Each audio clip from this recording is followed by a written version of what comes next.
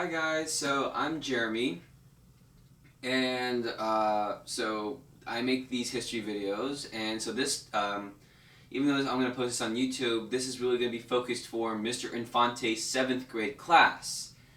So hi guys, I'm Jeremy, I go to Audi, and you probably see me around, the guy with the big hair.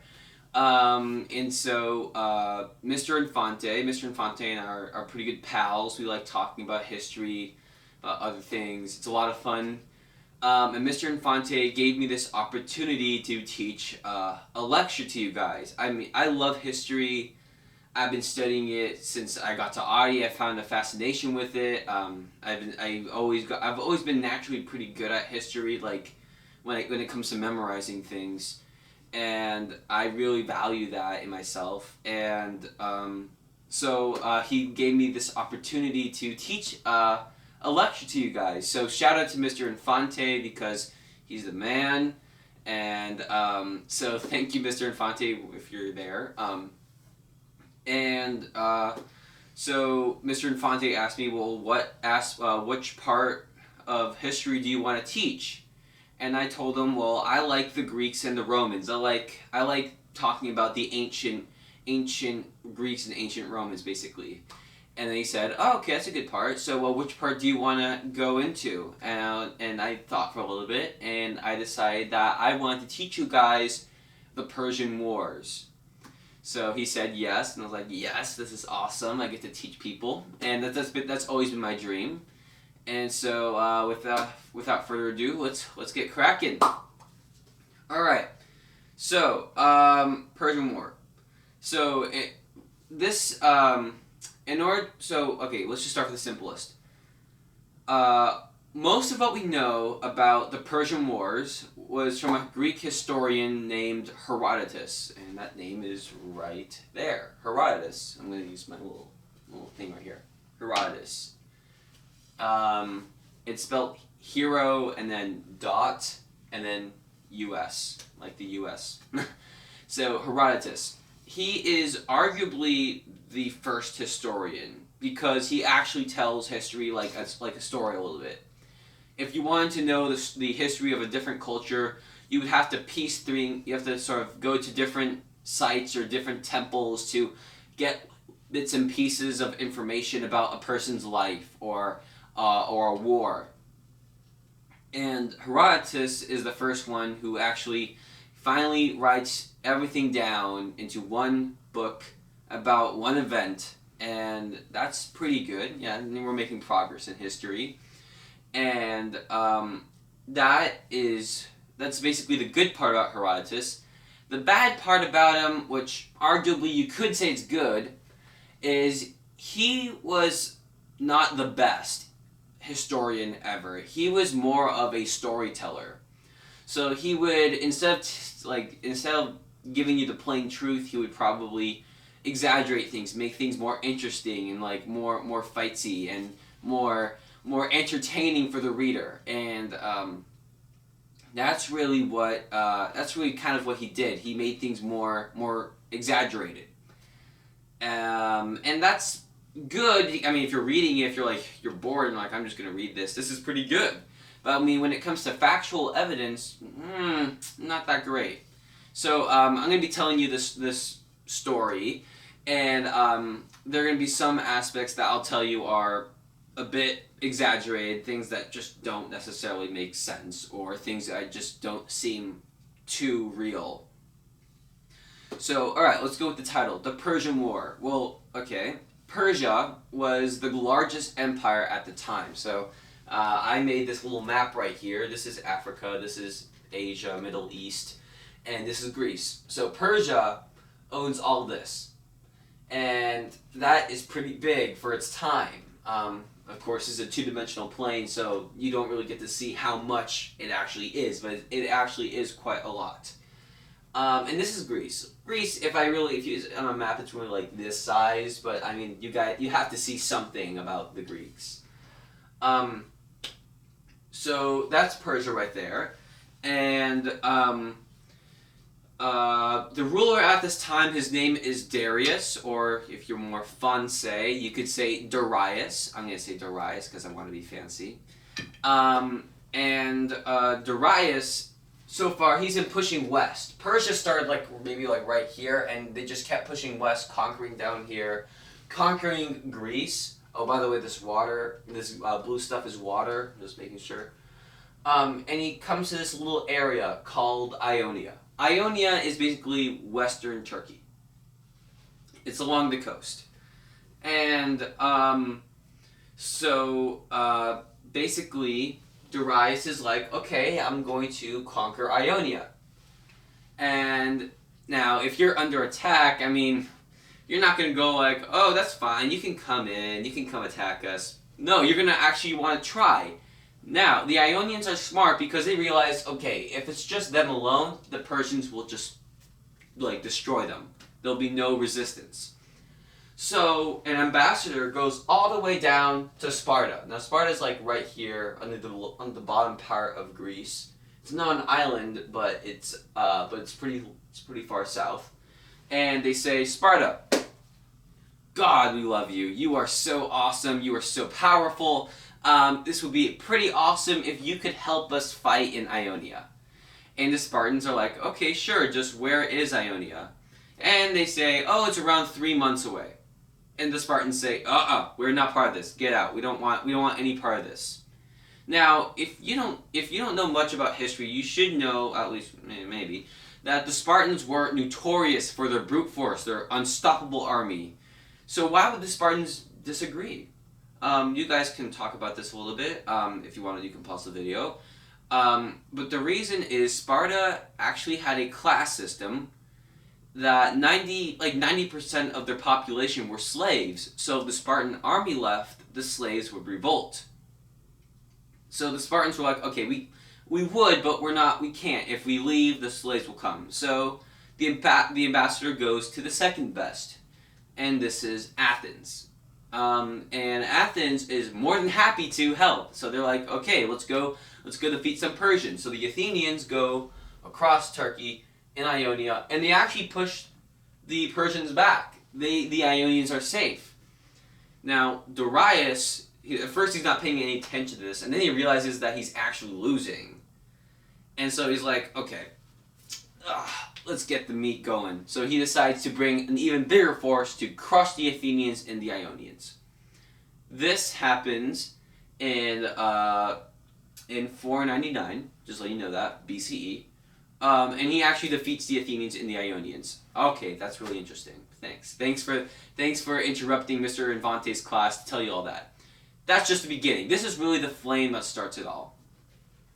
Even though Darius won, he defeated the Athenians and the Ionians, no problem.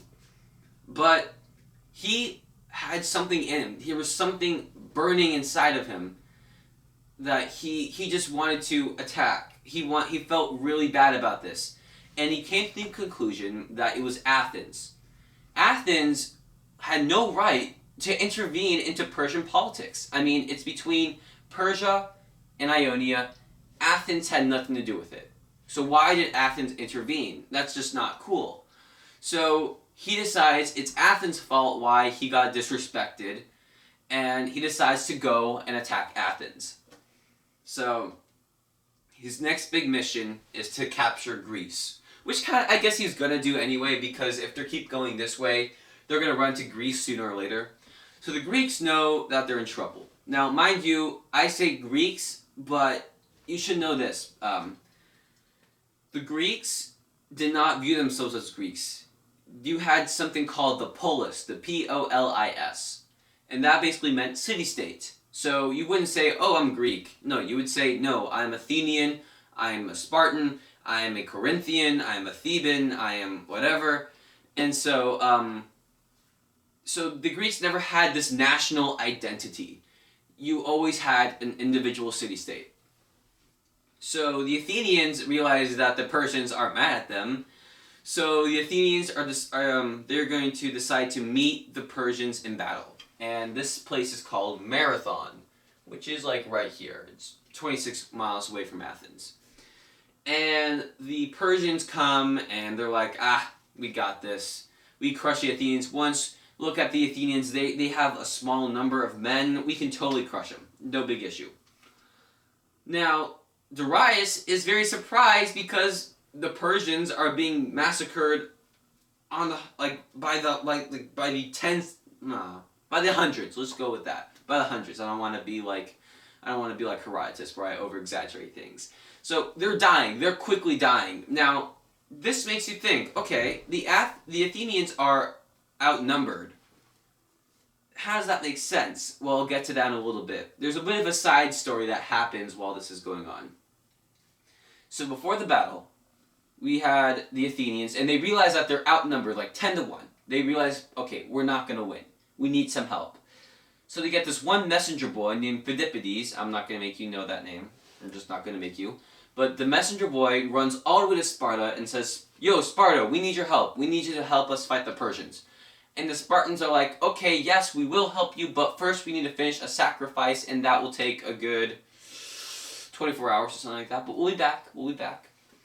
And Phidippides is like, okay, never mind, the Spartans can't help us, so Athenians, you're on your own. And because he ran all that way, he died of heat stroke. So that's a sad story. But anyway, you could ask Mr. Quitson, he can tell you about that. And so basically the Athenians realize they're on their own, and they beat the Persians at Marathon. So why did the Athenians win? I mean, okay, like I said, they're outnumbered. I mean, does that make any logical sense? Shouldn't it be that whoever has the greater army, the bigger number, defeat the smaller number? That just doesn't make sense. Why that would happen? So Herodotus had a few reasons. He said that one, the Athenians were heavily armored, and that proved very useful because one of the Persian tactics was to actually shoot arrows into the sky, and usually their armies would be destroyed like that. But the Athenians had heavy armor, so very few actually died. Then he said, okay, well, the Athenians had something called a phalanx formation. So I drew this little thing right here. So the way it would work is you would have, so there would be one dude, and this dude is called a hoplite. So he would have a large shield called a hoplus, thus the name hoplite. Hoplite is spelt right here. And so he would have a big shield, and he would have a spear. So in your right hand, you'd have your spear. In your left hand, you'd have this giant shield to protect your left body part, but to protect the person to your left, their right shoulder. So in the end, you'd have one shield protecting your left and their right, and that would repeat. So in the end, you had this like massive shield wall. So I mean, that's pretty impressive. I mean, that's pretty good. And traditional Greek warfare did not involve throwing spears that much. The spear, at least in phalanx formation, it was not for throwing, like other cultures did. But this phalanx was actually supposed to really like just stab you before you can stab them. I mean, it was supposed to, stab you before you could stab them, basically. So if you're coming towards me and I have my spear, I can just lunge and your mini sword can't get to me because my spear is longer than your sword. There's no other way to really explain it than just it gets you before you get them. So that was there. And by the way, this formation is called the phalanx formation. That is a key term. This will play a huge role in Greek society in general. So the Athenians win, and they're like, yes, we're almost done. Basically, the Persians, they had one army going this way, but they had another army heading towards Athens. So the Athenians had to run 26 miles all the way from Marathon to Athens to hold the Persians off a second time. Now, so basically, the Athenians win. So this is something very surprising. I mean, no one has been able to defeat the Persians in a battle. No one. And yet, these guys did. That's odd. So the Greeks are like, yes, awesome, high five, high five, high five. That's awesome, great. Now, we need to do something so that way they don't attack us again. So the Greeks form something called the Hellenic League. And this is the first time where a Spartan and an Athenian and a Theban and a Corinthian all would come in to just form one alliance. Like when you're in a huddle up team, you like to put your hands in the center. They were like that. You would be buddies for the time being to fight the larger force. After all, the enemy of my enemy. Wait, is it like that? The enemy of my enemy is my friend. There we go. Yeah, Mr. Cheston told me that, and I forgot it for 2 years. Oh well. Okay, so anyway, yeah, the enemy of my enemy is my friend. So the Greeks all unite to battle the Persians. Now, what happened to the Persians? Well, they left Greece. Just one battle, and they're like, okay, we're out of here. We're running. We're going back to Darius. And Darius is like, oi, you fools. I will send an even bigger army to go conquer. I will make sure that I crush those Greeks. And then Darius, he said that he died. He died, and that wasn't good. So that was the first Persian War, which is kind of funny because usually a war consists of many battles.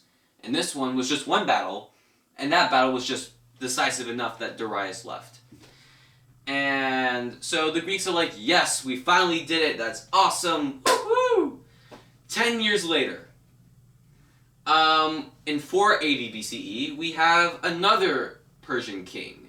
His name is Xerxes. Xerxes. And so it's right here. And he has this personal vendetta against the Greeks because Darius was his father. So his father never completed his dream of conquering Greece. So Xerxes would avenge his father by conquering Greece. And it's actually according to myth that every evening that he went to eat dinner, he would have a servant come and always remind him of the Greeks. Remember the Athenians. Remember the battle at Marathon. Remember the injustice. Remember this. And so he would always be reminded that he needs to avenge his father. Just one more thing before we go back to him. I'm pretty sure some of you right now were thinking, okay, marathon. Where have I heard that word before? Have you ever heard of the marathon, like, the New York Marathon, the Houston Marathon, whatever marathon? That comes from this. So, if you've ever been in a marathon, hopefully not if you guys are in 7th grade, that's pretty impressive if you've done that, you'll notice that it's 26 miles long. Well, the city of Marathon is 26 miles away from Athens. So we get that race because of this battle. So just letting you know that, I'm pretty sure some of you were like, I think there's some correlation. And you're right, there is a correlation. So that's good. Next thing. Xerxes is in power. And he's like, okay, time to defeat the Greeks. So he sends an army, a huge army. Herodotus says maybe 1 million. And I'm like, okay, hold on. Okay, Herodotus, you and me.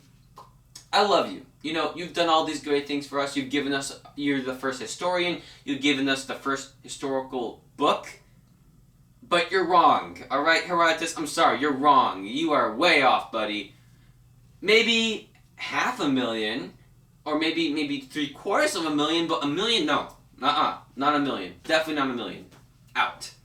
So that's one of those examples where it's like, okay, it's over-exaggerated. I don't believe that. I don't think it's 1 million. But that's what he says.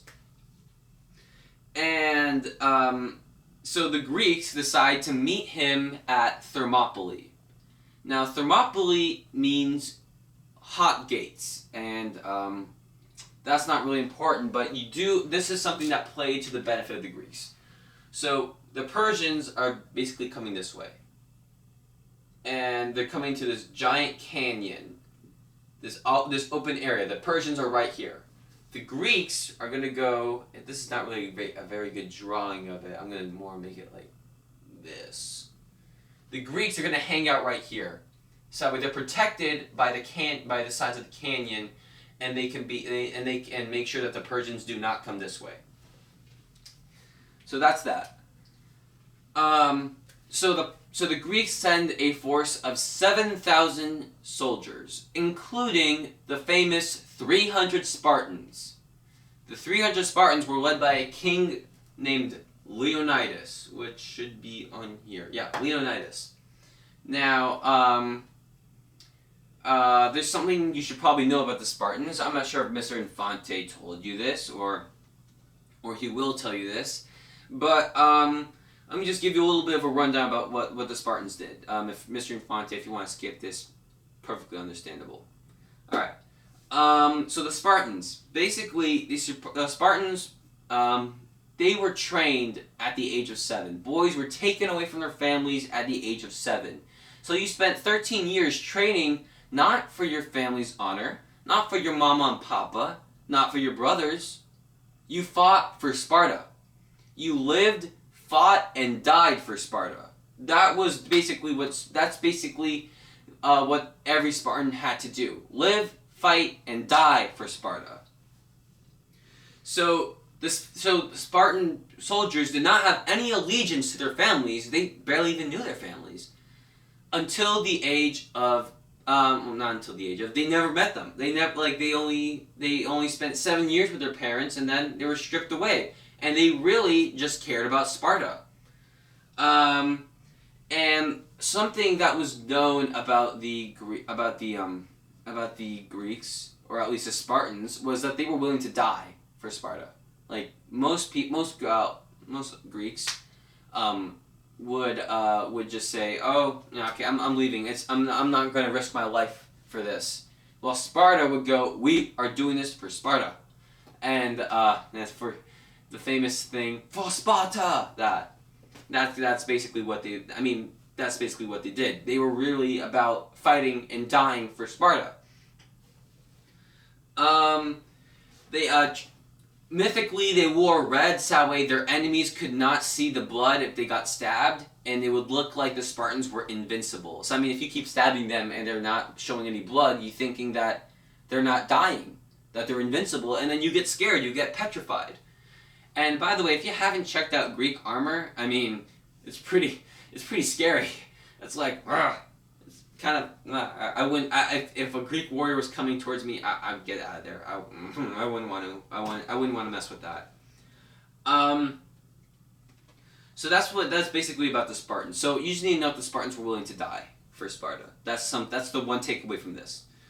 So the Greeks actually managed to hold off the Persians. The Persians are dying really quickly. They're dying like flies. Here, there, here, there, here, there.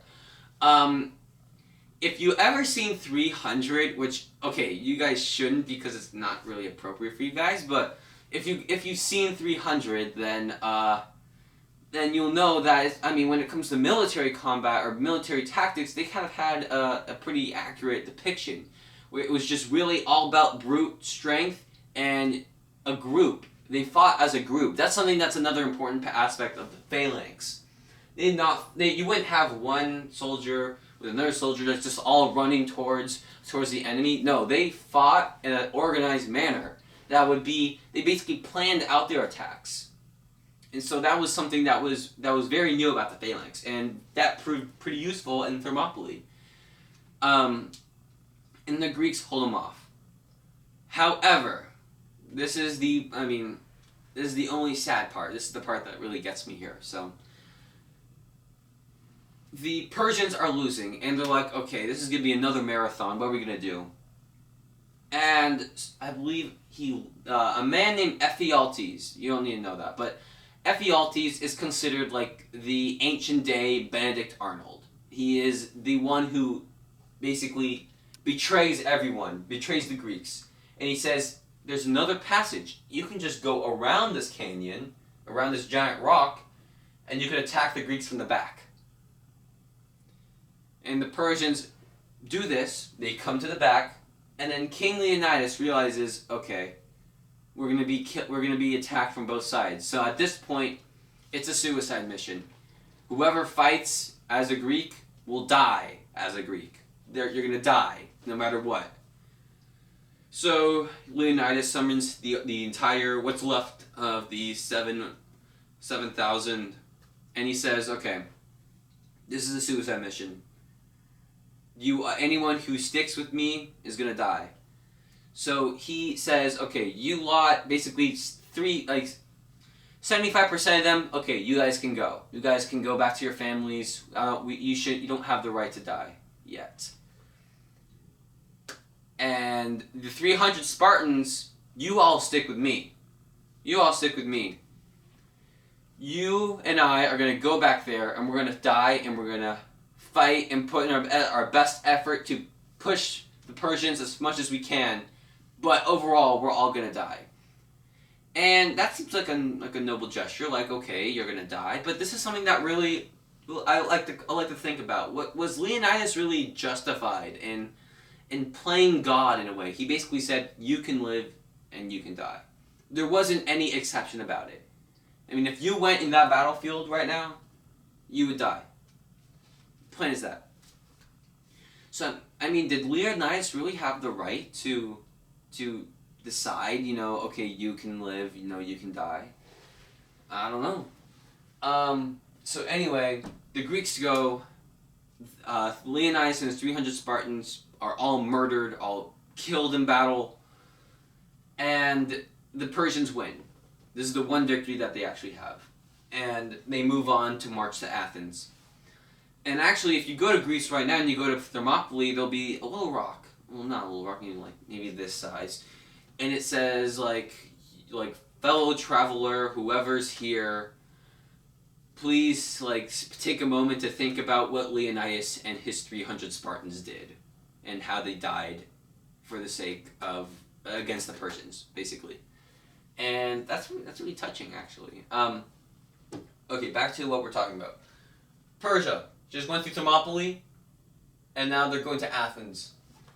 The Athenians basically use the Spartans to kind of keep the Persians away for enough time that the Athenians can make a plan. So the Athenians, in Greek society, if you ever had this life-threatening issue, you'd go to the oracle at Delphi, which is kind of down here-ish. Maybe right here. I can't. My map sucks, so don't rely on it too much. And the priestess says, okay, so they ask, okay, what should we fight the Persians or should we run away? And the priestess says, you will never beat the Persians unless you, this is important, unless you hide behind your wooden walls. Okay. What are the wooden walls? Do we make a giant wooden wall and maybe the Persians can't get us? Do we make another town and that's kind of you have wooden walls everywhere? Or do we just make one giant fence or maybe a line of sticks? Or, I mean, what is this wooden? What are the wooden walls? And they're all confused. The Athenians don't know what to do. It might be the end of Athens itself. And a man steps forward. His name is Themistocles, and he says, I know what the wooden walls are. We're going to fight the Persians at sea. Our wooden walls are our ships. So the Athenians are like, okay, all of our other ideas suck. Let's just go with Themistocles. And Themistocles takes basically all the Athenians to an island called Salamis. So when the Persians come to Athens, Athens is deserted. So Xerxes orders that they burn the city to the ground. Now this gets the Athenians really upset because they're like, come on, that's our city. How could they do this? This is injustice. And so Themistocles decides that he's going to lure the Persians into a trap. So the way this kind of works out is you need to know something. Well, you need to know a little bit about the Navy, about Greek Navy and Persian Navy. So this is not a monster. Just in case anyone was thinking that, this is not a monster. This is called a trireme. Now, if you know Greek, tri means three. So there were 3 sets of rowers. That's what all these kind of whiskers are. They're just oars to row the boat. And it was 3 rows of 50 men. So basically you had 150 men per ship. And these ships were pretty, you had a lot of ships. And the main purpose of this ship was to basically row as much as you can, so this speed goes at a high speed. And this thing right here is a bronze tip. And this, what it's supposed to do is, like, if you're having a nice picnic and then the ship comes, it's going to ram its bronze tip into your ship, and it's going to cause the water to leak into your ship, and your ship is going to sink. That's what the Greeks used. That's what they believed was the best ship ever. The Persians, that's kind of what it was. I mean, it wasn't. It was really just a platform for you to have archers to just shoot arrows onto enemy ships. Maybe flaming arrows if you're lucky. But that's really what it was. The Persians wanted to have a land battle at sea. Well, we're gonna see what's gonna happen. So basically, how this all works out is Salamis. The battle occurs at the Strait of Salamis. So there's like, come on, marker. This is all water. So the Persian fleet is right here. These are ships. These are horrible ships, and the Greeks are right here. All right, they're right here. Now, Themistocles tells one of his soldiers to pretend that he's a traitor. So this guy comes and he lies to the Persians. He says, "Oh, I'm helping you Persians. I'm going to help you once again. We're going to defeat the Greeks. Right now, the Greeks are asleep, and they're thinking of leaving. Now, if you attack in the morning, the Greeks will be startled. It'll be an easy victory for you." And the Persians are like, yet another one. We're going to win this. We're going to defeat them like we did in Thermopylae. So the ships go right here. So now this is something that proves pivotal. These ships are big. Now, if you study history, you should know that big ships doesn't necessarily mean you have a lot of mobility. That's kind of like why the Titanic sank. It just wasn't fast enough to dodge the iceberg. They saw the iceberg, but it was just so heavy, so big, it just couldn't turn, and it hit the iceberg. Same thing here. The Persians realized that they saw the Greeks. That they realized that the Greeks were ready. They had their navy here. They were all ready to go fight. I just wanted to go back in time and just see to see Xerxes' face and him seeing like, oh wait, it was a trap. We're in a trap, and before anything can happen, Greek ships start coming this way. So kind of they pulled another Thermopylae-ish. They basically did what the Persians did at Thermopylae. They surrounded them, and these ships are big, so these little ships start ramming their big ships, and the Persian ships sink. So the battle at Salamis was it was pretty good. I mean, for the Greeks, I mean, they basically destroyed the Persians. The Persian navy was weakened. It was crippled. It was done for. And basically, the Persian navy was just done. It was just destroyed. I mean, Xerxes, and he escaped, but it was not good. It was not good. Just a total massacre. This was one of the most brutal battles in all of the entire Persian Wars. And basically, Persian, either if you were Persian, you either were drowned, or if you were still swimming, and this is something that's very cruel to the Greeks, they take their spears and they throw their spears at you, and you get impaled in the water. And they kind of reel you in like you're a fish. So, I mean, it was a bad day to be a Persian, honestly. And so that's what happened. The Persians realize that they are done for, and they leave. Now, the Persian navy leaves, but there's still a Persian army, and that's at Plataea. Plataea. Plataea. And that was fought in 479 BC. And together the Athenians and Spartans pushed the Persians out. And that was the end of the Persian Wars. So, what do I want you to get from this? So there are a lot of things that I want you to get from this, actually. So one, the idea of historiography. So people think historiography is the study of the earth. I don't know. Historiography literally means the study of history. So you study written works. So so this is Herodotus. I mean, this is the first historian. This is the first guy who writes it as a story, not in just one book. You don't have to go to different sites and different temples to find pieces of information and maybe get the correct information. This guy gave it to you. So that's an important thing about the Persian War. I mean, if the Persian War didn't exist, then we wouldn't get this. So that's good. Another thing, Athens. You recall that many times the Spartans said we can't help, we can't fight.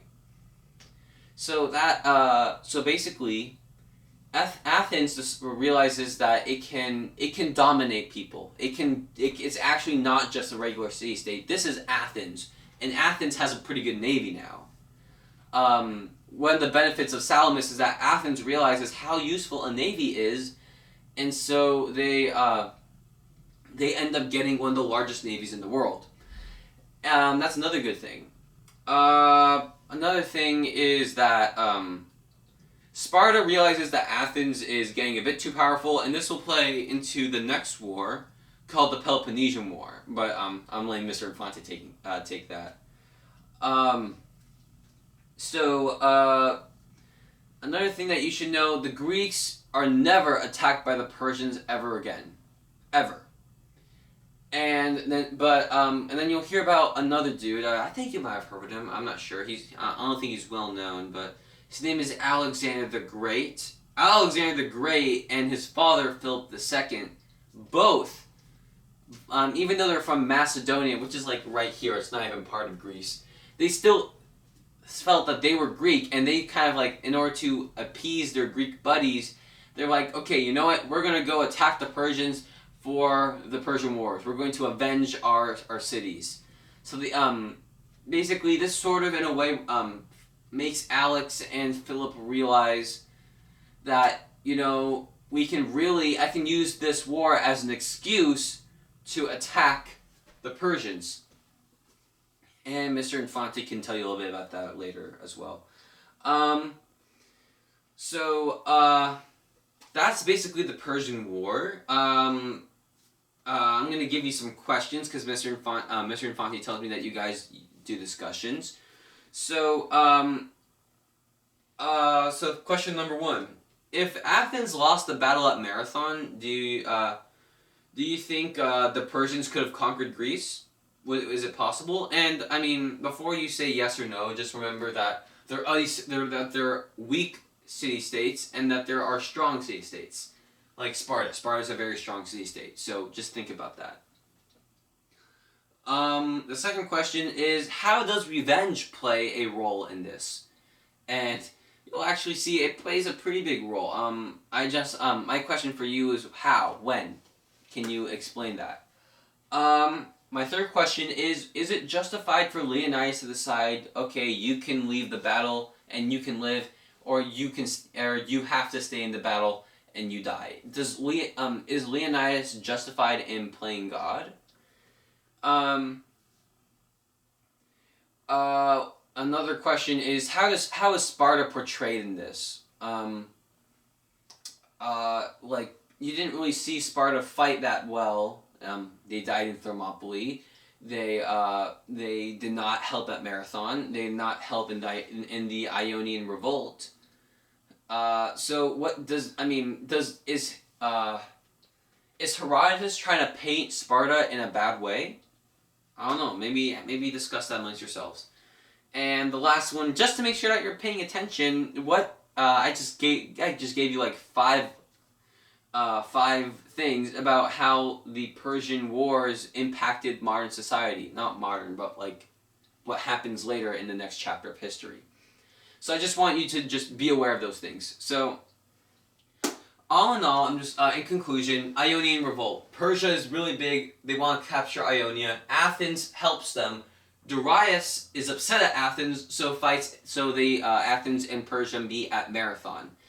Athens wins because of the phalanx formation and because of other reasons. For example, he even says that because the Persian army consisted of slaves and that the Athenians were free men, that had something to do with it. Because I guess it makes sense, because if you're a slave, you have no real will to fight, because it's either you die in battle against the Greeks or you get whipped to death by your masters back in Persia.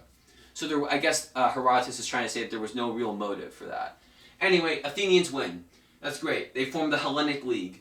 And then Darius dies. Xerxes comes and he attacks the Greeks at Thermopylae. The Greeks, made of 7,000 Greeks and 300 Spartans. They fight, then Ephialtes betrays them, and then 300 Spartans are killed. Then they go to attack Athens. Athens is deserted because the Athenians are hiding behind their wooden walls, and so Athens is burned. The Athenians, led by Themistocles, trick the Persians to going into the Strait of Salamis, where their big ships work against them, and the Greeks basically slaughter them. And then the Athenians and Spartans meet at Plataea and fight the Persian army, and the Persian army leaves. Those are the Persian Wars. So thank you. We are basically about out of time. This basically took around 45 minutes. I'm assuming, and that's pretty good for a video for school. So a bit more about me. I'm Jeremy. I love history. If you have any questions, just go to my email. You can, which is jjason@audi.org. JJASON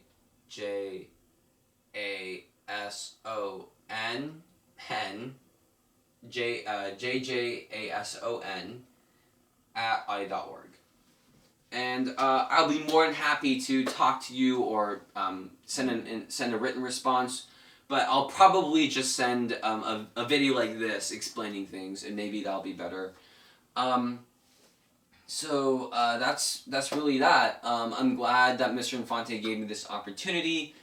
I love this. I would arguably say 7th grade was actually the year that changed my life, because this is the first time I learned about the Greeks and the Romans and Greek mythology and Roman mythology, and I fell in love with that.